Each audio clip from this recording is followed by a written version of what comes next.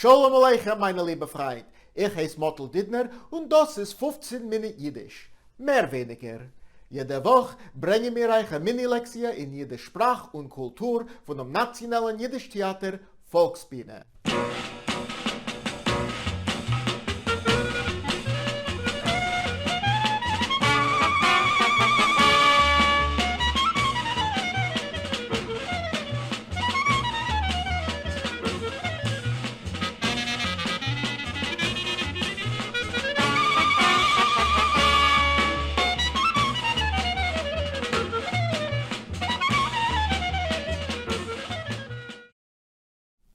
Welcome back to 15 Minute Yiddish. If you missed any of our past episodes, daigen nicht. You can watch them all online at nytf.org. Today, we're going to talk about adverbs. And the good news is that adverbs are much less fussy than adjectives. There are no changeable endings. Oh, sehr gut. Huzzah! I'll drink to that. Professor, seid ihr so gut and remind us what adverbs are. Avade. An adverb is a word or phrase which modifies or qualifies a verb, an adjective, or even another adverb, expressing a relation of place, time, circumstance, manner, cause, degree, und so weiter. In English, adverbs frequently end in ly, as in really, urgently, or thoughtfully. But there are many adverbs which do not end in ly, as in soon, quite, and well. A dank, Professor. We've actually learned many adverbs, we just didn't know it because they were masquerading as adjectives. Here, I'll show you what I mean. Murray, wie fühlst du? Ich fühl sich gut. Fühlen is a verb, and gut is describing that verb. Let's try this in English. Murray, how are you feeling? I feel good. Most of us would think that's a perfectly fine answer. I feel good. It could even be the title of a song. But what if I asked Murray, how do you cook? And I mean that in the sense of good or bad, not a description of the process. I cook good. Now, how does that sound? It would sound better if Murray were to say, I cook well. Exactly. We all know what Murray meant, but so what's the problem then? It's just not considered good English. Favos. Ich weiß nicht. But my point is that it is a rather fussy distinction. It sure is. What's wrong with fussy? There's nothing wrong with it. I'm just making the point that in Yiddish, the distinction between adverbs and adjectives is less fussy than it is in English. In English, good is an adjective and well is an adverb. And whereas I can get away with saying I feel good as opposed to I feel well, if I were to say I'm doing good as opposed to I'm doing well, I would invite judgment from certain people. Let's rewind this a little bit, and I'm going to ask Murray the same question in Yiddish. Murray, wie kochst du? Ich koch gut. And that is a perfectly fine way to answer that question. Murray is a guter Kocher. Murray kocht gut. In Yiddish, there's a great deal of fluidity between adverbs and adjectives. Simply use the stem of the adjective with no ending. Gut, schlecht, schwer, leicht, neunt, heiß, kalt, und so weiter. It's simply a matter of whether the word is describing a noun or a verb. Hinde is a gute Studentke. Oh, a schönen Dank. In this case, gut is an adjective describing what kind of student Hinde is. Hinde lernt sich gut. In this case, gut is an adverb describing how Hinde learns. Klar, that means clear. Ja. Gut. One more thing. Sometimes you'll hear the word wie by itself, how, and sometimes you will hear wie azoi, how so. These are interchangeable. Now let's start by looking at adverbs describing motion. But first, a quick clarification of the verb gain. It's understood when describing motion that gain means to walk as opposed to moving by means of transportation. However, if you were to ask wie geht, followed by the subject, it would have a connotation of how's it going? And that's how the question is asked in German. In Yiddish, of course, we say was macht or was hört sich, but just to avoid any confusion, we'll say gehen zu Fuß, literally to go by foot. Now, adverbs of motion in Yiddish tend to have a lot of synonyms. Let's take a look at a few. Fast or quickly is gich.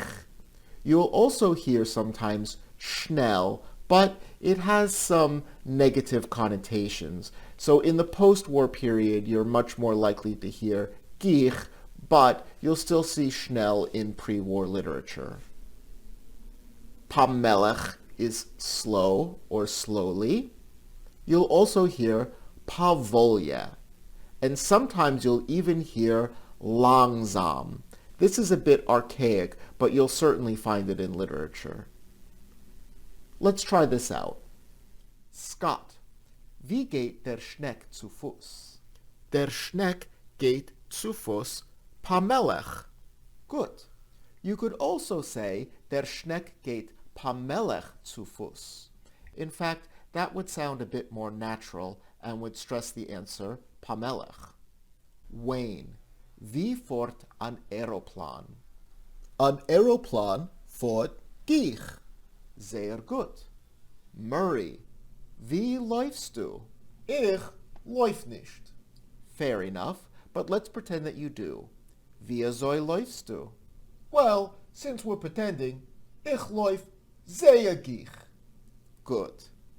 Hinde, wie spazierst du? Ich spazier pavolje. Sehr gut. And of course you can use the negative with adverbs as well. Professor, wie soll fort ihr mit a Velociped? Ich fahr nicht gich und nicht pamelech mit a Velociped. Good. And of course these particular adverbs can apply to many verbs, not just verbs of motion. Sophia, wie soll es du Kugel? Ich ess Kugel gich, darling. Sehr, sehr gut. And that brings me to my next point. Sometimes a verb contains its own description. Lemoshel. Consider the English verbs eating and devouring. They both mean to ingest food, but eating all by itself does not give us any indication as to how one is carrying out the action. Devouring, on the other hand, paints quite a vivid picture. We have an equivalent in Yiddish. Essen is to eat, fressen is to devour. Does that mean it's verb time? Just about. Today's verb is not fressen, which is conjugated exactly like essen, but preceded by an fr or fe resh. Instead, we have a different self-describing verb. Hinde, would you like to go ahead and say verb time? Oh, really?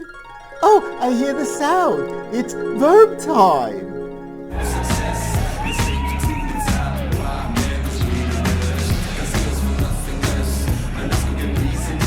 Today's verb is eilen sich, to rush. This is a regular verb. Let's take a look. Ich eil sich. Du eilst sich. Sie, es eilt sich. Wir eilen sich. Ihr eilt sich. Sie eilen sich. Alle zusammen. Ich eil sich. Du eilst sich. Sie, es eilt sich. Wir eilen sich. Ihr eilt sich. Sie eilen sich. Sehr, sehr gut. Let's take a look at some more adverbs that also function as adjectives. hastig means hasty or hastily. Lustig, although related to the English word lust, does not share the same sexual connotation. Lustig means cheerful or cheerfully, with an implication of energy and passion. Hungrig means hungry or hungrily. And durstig means thirsty or thirstily. These are from a class of adverbs and adjectives that are formed by taking a noun and adding an ik or yud kuf suffix. Die hast, hastig. Die Lust, lustig. Der Hunger, hungrig. Der Durst, durstig. Remember, when using these as adjectives, they do get adjective endings. We saw this in the Chanukah Oy Chanukah song that we learned a few episodes ago. Chanukah is described as a lustiker yontif. If we wanted to use it as an adverb, we would have said Chanukah is lustig. And this brings me to the next topic, which is the adverbial clause. Sometimes we don't describe an action with a single adverb, but rather with a descriptive phrase. Limoshel, in English we can say that we are doing something joyfully or that we are doing it with joy. In Yiddish there is a direct counterpart. Ich tanz lustig, I dance cheerfully. Ich tanz mit Lust. We can even take this a step further and modify our adverb or adverbial clause. Ich tanz sehr lustig, I dance very cheerfully. Or ich tanz mit größer Lust. Lust is a feminine noun. In this case, it is the object of the preposition mit, so our adjective groß needs the appropriate ending, which in this case is er or ayin resh. Sometimes in Yiddish, as in English, this construction only works one way or the other. For example, in English I can say, I sing with gusto, but I wouldn't say I sing gustily. And in Yiddish I can say, ich sing mit Vergnügen, but I wouldn't say, ich sing vergnügenig.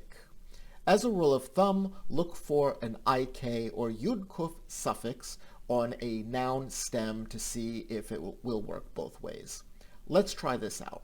I will give you an adverb with an ik or a yud-kuf suffix, and you will apply that to any verb that you have learned so far, and see if you can express it in these two different ways. And let's stack this up using sehr for the adverb and groß for the adverbial clause. Hinde, you go first. Your adverb is hungrig, and the noun Hunger is masculine. Ich bin sehr hungrig. Ich esse mit großen Hunger. Sehr gut. Professor, your adverb is durstig. Durst is a masculine noun. Das Kind ist sehr durstig. Das Kind trinkt mit großem Durst. Gut. Wayne, your adverb is hastig. Hast is a feminine noun. Wir laufen sehr hastig. Wir laufen mit großer Hast. Good. Scott, let's look at a new adverb. We've already learned the verb opruhen sich, to rest. Ruhig means still, quietly, or restfully, and the noun die Ruhe means rest. Let's go ahead and drop the modifiers sehr and groß because there's something else I want to show you here. Oh, I hear this all the time from my bubby. Sitz ruhig. And I guess that would be sitz mit Ruhe. Close. I threw you in the deep end there. The preposition isn't always mit. In English, you would say sit in silence, and in Yiddish, we would say sitzen in Ruhe. Oh, sitz ruhig, sitz in Ruhe. Sehr gut. We can also turn things negative. In Yiddish, the prefix um, or aleph, vav, mem, is equivalent to the English prefix un, or un. Sophia, How would you say unquietly or restlessly? Ruhig, gerecht. And on means without. How would you say without rest? On Ruhe. Sehr good. So let's put that all together with any verb that you already know. Schläft ruhig. Schläft Ruhe. Ausgezeichnet. Murray, you get a new adverb too. Heilig. Holy. All right, let's see. Shabbos is heilig. Shabbos is mitten hail.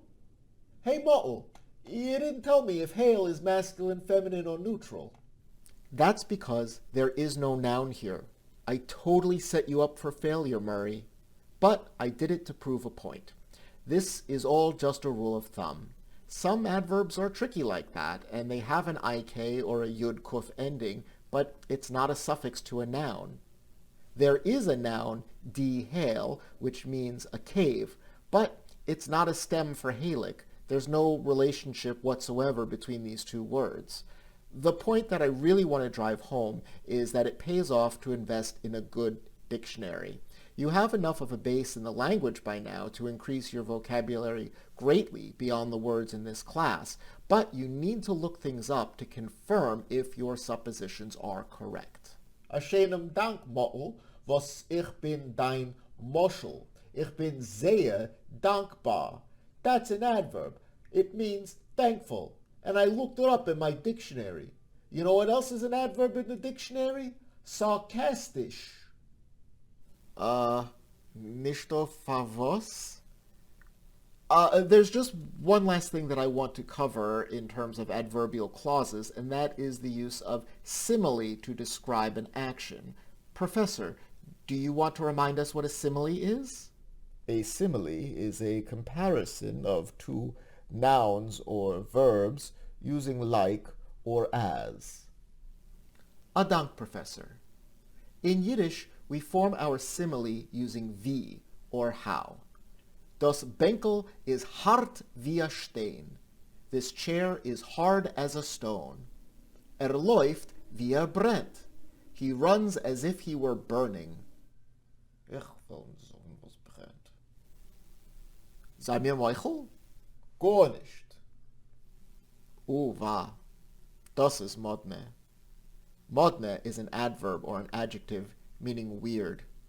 Things got weird. Well, I guess that's our time for today. Join us next week when we talk about the seasons of the year. Seid gesund alle. Ich will sagen, es ist gesund.